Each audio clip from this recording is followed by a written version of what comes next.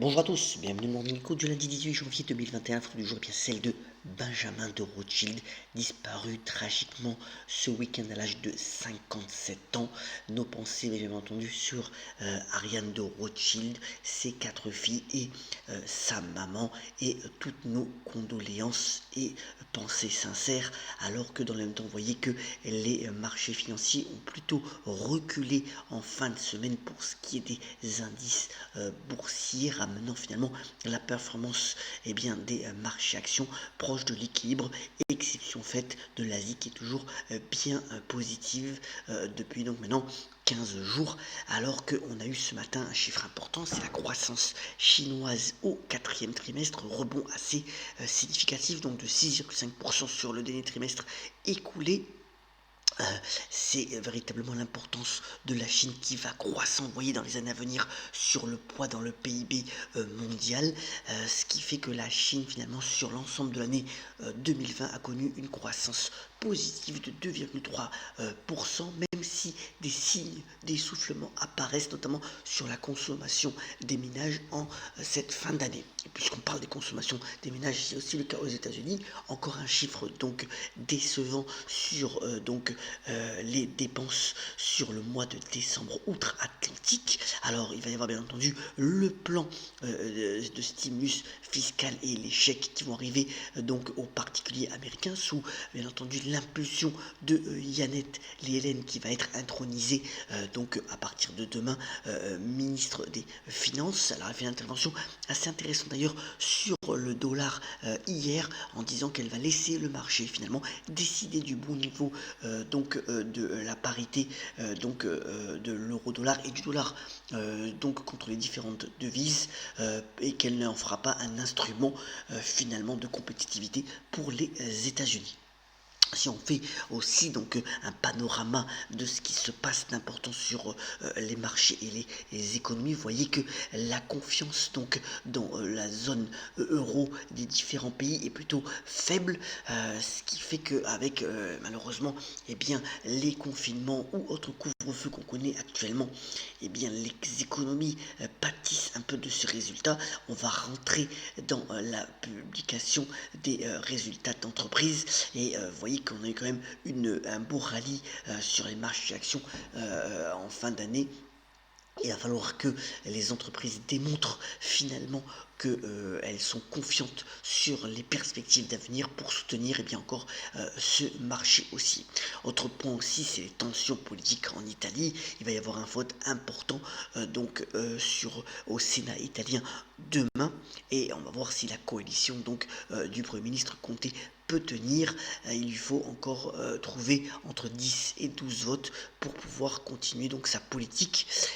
Point aussi intéressant, vous voyez sur les pays émergents relayés par les échos ce matin qui démontrent que finalement le poids de la dette est toujours plus important, mais cela concerne aussi les pays émergents et surtout les intérêts de la dette de ces mêmes pays sont en train de rejoindre ceux des pays développés, puisque on le sait, les pays émergents payent des coupons et des intérêts plus significatifs et que avec le temps ce poids des intérêts devient important et pourrait contrecarrer une partie de leur croissance et de leur marge de manœuvre de dépenses publiques.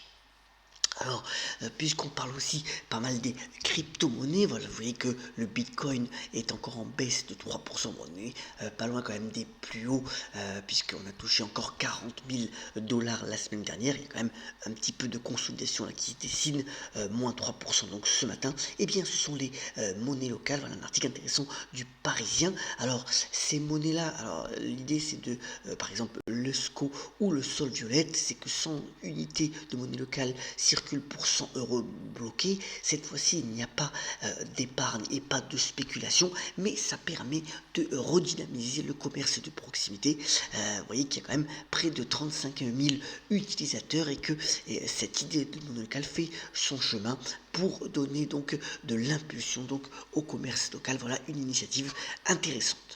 Autre sujet aussi dans la presse économique en France, vous voyez que les créations d'entreprises sont reparties en hausse de manière assez significative l'an dernier. 850 000 entreprises ont été créées. Alors c'est surtout des micro-entreprises qui concernent les secteurs les plus affectés par la crise sanitaire, même si dans le même temps, les revenus générés par ces micro-entreprises au niveau des entrepreneurs sont quand même faibles. La majorité, c'est près de 1 000 € par mois, et ce avant les charges. Ça va être très important pour le gouvernement d'accompagner au mieux ces nouvelles entreprises tout au long de l'année 2021. Alors, c'est lundi, donc je vous ai mis le calendrier de la semaine, chiffres économiques plutôt importants entre jeudi et vendredi. Il faut savoir aujourd'hui que le marché américain est fermé, c'est le Martin Luther King Day, et puis surtout c'est marqué par l'investiture de Joe Biden, mercredi, même si Donald Trump ne va pas y participer, puisqu'il partira de la Maison Blanche mercredi matin. On aura l'occasion, bien entendu, d'y revenir. L'actualité des entreprises aussi est assez dense, et puis capitalisme français est véritablement en émoi. D'abord, le gouvernement français s'est bien opposé à l'opération entre Couche-Tard et Carrefour, et du coup, l'entreprise canadienne a abandonné son projet de rachat de Carrefour. Ça est plutôt une alliance et des accords qui pourraient être envisagés entre les deux groupes. On verra la réaction sur le cours de Carrefour tout à l'heure à la bourse de Paris. Et pour ce qui est de Suez et Veolia, Suez, qui cherchait un chevalier blanc depuis des mois, l'a trouvé, puisque avec un fonds de private equity américain, il y a donc une offre qui a été déposée et votée à l'unanimité par le conseil d'administration de Suez, qui l'accepte à 18 €, ce qui est l'équivalent de ce qu'offrait aussi Veolia. On verra la réaction de Veolia, qui détient tout de même 30% de Suez, s'il est d'accord avec ce projet. Alors Suez a proposé une porte de sortie à Veolia pour lui céder certaines de ses activités. On verra la réaction d'Antoine Frérot, le patron de Veolia, certainement dans la journée. Mais on sait que quand une opération où les hommes ne sont pas d'accord, ça aboutit souvent à un échec. Voilà, une porte de sortie offerte à Veolia, qui pourrait s'en sortir quand même sur ce dossier.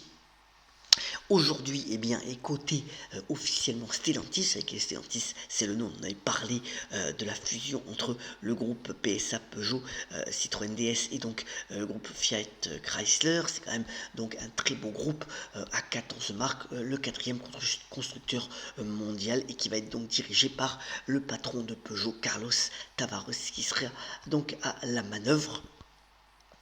Stellantis coté aujourd'hui à la bourse de Paris, de Milan, mais aussi de New York à partir de demain, puisque le marché américain est fermé.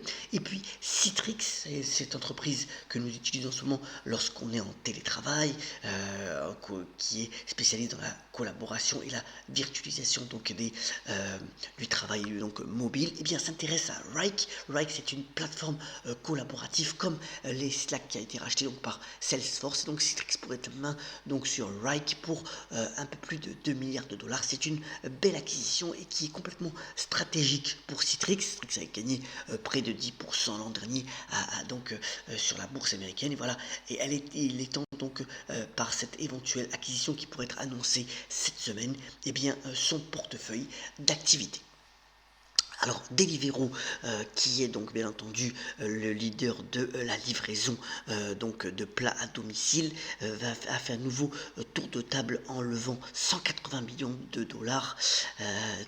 Ça valorise la société à plus de 7 milliards $. Vous savez que Deliveroo, c'est quand même une success story incroyable, puisque ça n'a été créé qu'en 2013. Savoir que Amazon en détient 16%, et qu'aujourd'hui Deliveroo couvre 800 villes avec 140 000 restaurants partenaires, et pourrait bien entendu bientôt rentrer en bourse. Et puis voilà une belle initiative, et merci d'ailleurs à mon frère d'avoir donné cette information.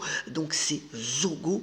Zogo, en fait, c'est une application pas encore disponible en France, mais dans d'autres pays, et bientôt peut-être en France, pour apprendre la finance à la nouvelle génération, la fameuse Z génération. Alors l'idée, c'est de proposer des quiz et des jeux interactifs pour apprendre les différentes notions de finance et de marché financier à la nouvelle génération avec 300 modules qui sont donc proposés, déjà 100 000 abonnés aux États-Unis et surtout de nombreux partenariats avec les institutions financières.